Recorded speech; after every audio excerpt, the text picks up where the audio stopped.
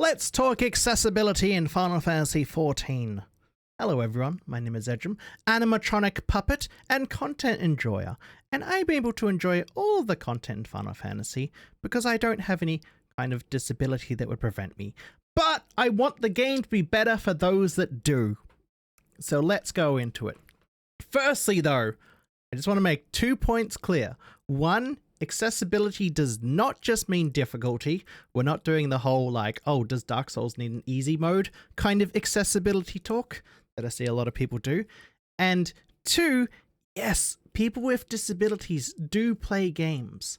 I know for a lot of you that's like a completely non-statement, right? Like, of course they do. But you'd be surprised how many people just don't think that.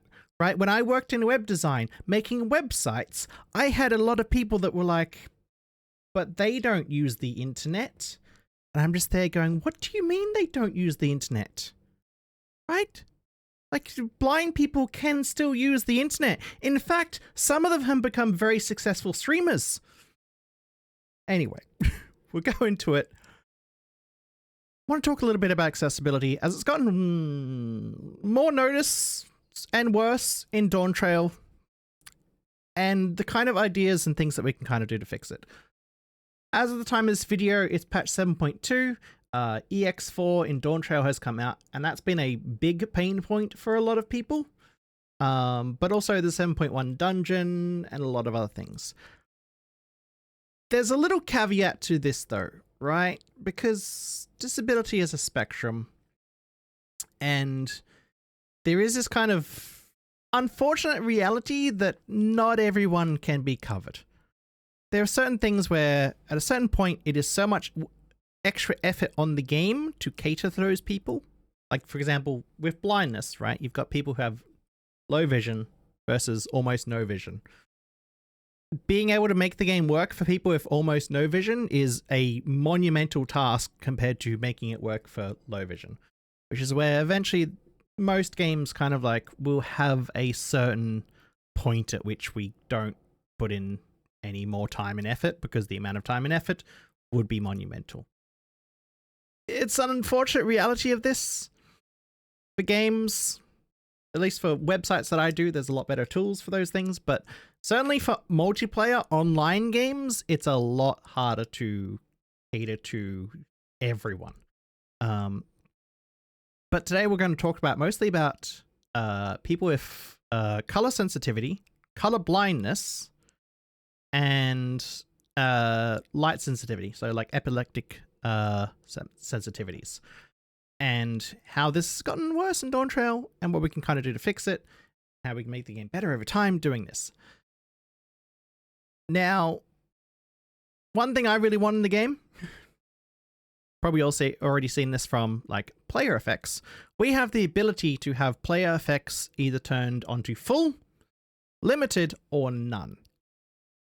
And I want the same thing for boss effects, right? I want the same thing. That's like the big way that we can address this is not to actually change the fights for everyone. Because some people still like all the spell effects and all that, but to have a reduced mode for people who need that, right? So would have limited or reduced, would have basically no flashes, right? So no very bright flashes in this mode. You would have the arena outside, for example, in the trials. If that could be darkened, that would be great, right? Move that out of the brightness, because EX4 arena, the whole outside of the arena is quite bright. Most people I know don't really pay too much attention to that because they're often looking further down at the ground, but it is part of it. It's the visual stimulus overload. And then try to move everything into standard AoEs. Standard AoE markers. We obviously have like the yellow AoE marker, right? Which is a do not stand in this. However, EX4 uses a lot of non-standard AoEs because they're part of the sigil mechanic. The sigils themselves also need some kind of clearer way to say, hey, don't stand in this. Can't really be a yellow AoE because it's not don't stand in it always. It's more like a don't stand in it during certain mechanics. So we may need to create newer designs around this.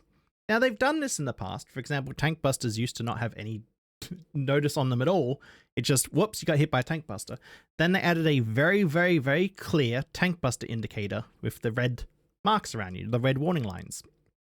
Then they expanded on that and added enumeration tank busters, where it's like, oh, this has to be a two-person tank buster, right? It's got little floating orbs around it. Now you've got like the line cleave, where it's the same thing, but it's a yellow marker around you and it's square instead of circular. That's a big thing, right? Of like, even if you have color blindness and you can't see the difference between them, they're a different shape, so it helps. It's one of those things where it's like, it could be a lot clearer, but there is design consideration put in for it. So anyway, the idea there is we make standard AoEs for everything, and then we let players be able to change those things, right? If you're like, yellow AoE doesn't work for me, let me change it to green. Because currently in the game, we do have colorblind modes, but it affects everything. It affects everything on the screen, right? And that's why in Endwalker, the Phoenix fight, which by the way, it is pronounced Phoenix, it didn't really help at all, because the arena is orange and the markers are yellowy orange.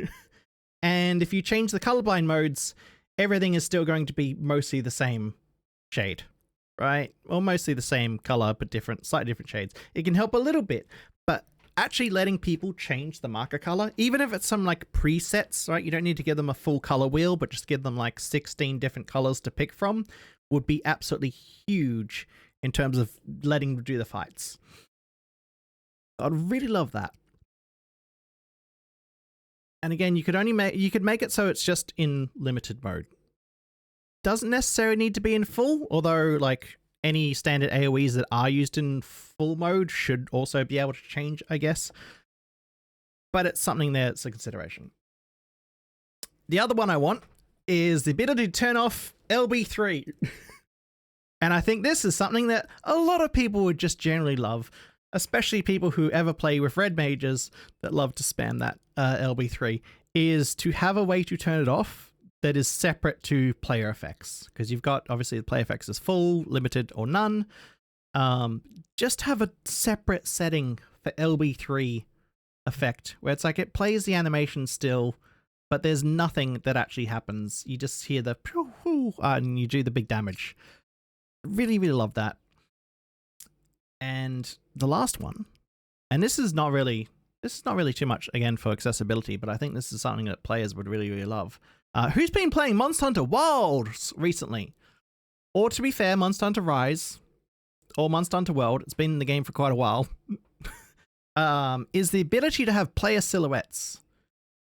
So this is whenever you're behind something that would obscure the vision of your character, it will then show a silhouette of your character where it would be obscured. This is really, really helpful for seeing where you are when you're like underneath a big boss. You could even possibly extend that to other people in your party, so you can see where like the tank is. If you're behind the boss, you can see roughly where they are without having to move your camera constantly around to see them. You could even make it so that it's color coded. So it's like, hey, the tanks are blue because you've set their color to be blue. The healers are green, so they're green. I'm not too sure on that, because I know, weirdly enough, that there's actually a patent for this that Monster Hunter Wilds skirts around in a certain way. So I don't know how you'd properly do it. I'm pretty sure Nintendo holds that patent, which is annoying, because it's like, well, that's a great feature. But I think it's okay as long as it's not meant to be like a shadow. Like if you make it a bright blue outline, I think that's fine, because the patterns are very, very specific. Either way, that's something I would like to do. Like to see in the game. I do know that, the other problem with this is it would take development time away from the game, and going through and updating older fights. It's definitely worth it to a certain extent, and as the graphics update has gotten more and more improved and things have gotten brighter and shinier, it's becoming a bit more of an issue. Now, people kind of raised a point with Square Enix before Dawn Trail came out, that the Dawn Show logo is too bright. And I do kind of agree with that. I do like that they let us change the logo. But I also think that they're kind of maybe a little bit disconnected to the brightness issues on things. They do design certain content, at least a little bit, for color blindness, but the brightness is a whole different thing. And it'd be interesting to see them do that in the future. Do some more of that. But anyway, that was just a quick little video. Because I keep getting people saying like, man, you're never critical of the game at all. No. Accessibility is something I want a lot of. When I did work in web design, that was actually like my area of specialization, is making websites compliant with accessibility requirements. So making them like fully keyboard navigatable, making the contrast of everything very, very high so people could read it. And it's like, yeah, you want to actually have people be able to use these things, because even if you're like, if you're not like that much on the spectrum of disability, you've got like eye sensitivities, you get migraines, you get headaches, things like that. Those kinds of things can be reduced with these kinds of efforts. But yeah. Anyway, thank you all for listening. See ya.